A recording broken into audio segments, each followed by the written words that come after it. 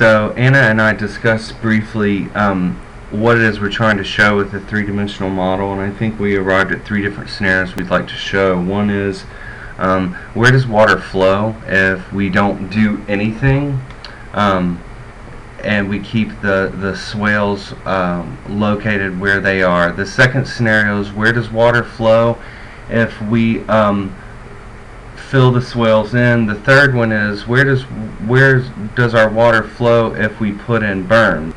Those berms are located along here, and I think the idea is to shunt water into a swale that will be dug, and to divert water to the culvert at this location. So here's our surface as it's currently modeled, and I'm going to go ahead and show what the water flow for those look like.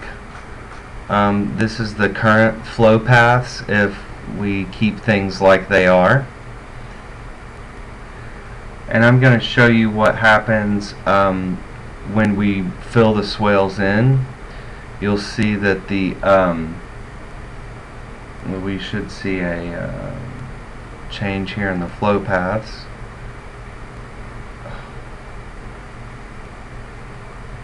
Okay, and so it's done it there, and so we can see that at least for this area we've sort of spread the flow out across this slope.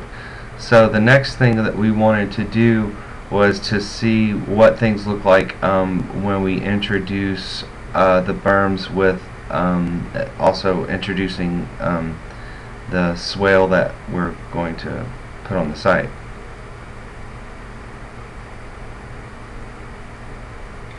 And so here's what happens when we put in the berms and the other swale. You see that we do see a general shift off towards the northwest. I'm not really happy with these results, and I know it's not showing the full effect of what it is we're trying to display here, and there's some reasons that are a little wonky that I can try to go into, but essentially there's points. These are the points that I've digitized in right here. These are the actual the little colored points here are the line are the points that I've put in that were used to create the surface that we're looking at, and the intention is to make these have an effect to where they sort of pull the surface up right here. And I've tried three different variations of this, and I'm not seeing a drastic change in the surface when we do this, and I can play with it a bit more and try to get it to maybe by increasing the point density or some other things to sort of exaggerate these features to show what it is that we know is going to happen on the landscape.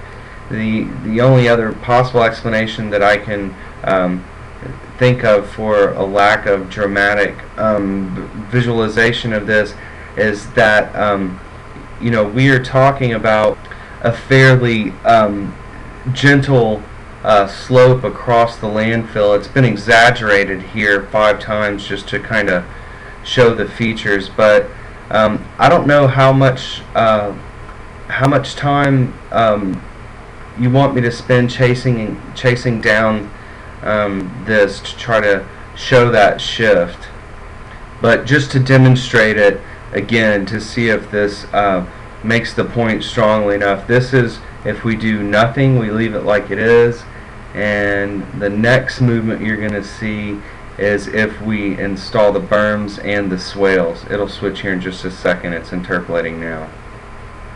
So you can see that there is some effect by doing this. I just don't know that we're really telling the story that we want to tell. So that's where I'm at with this right now.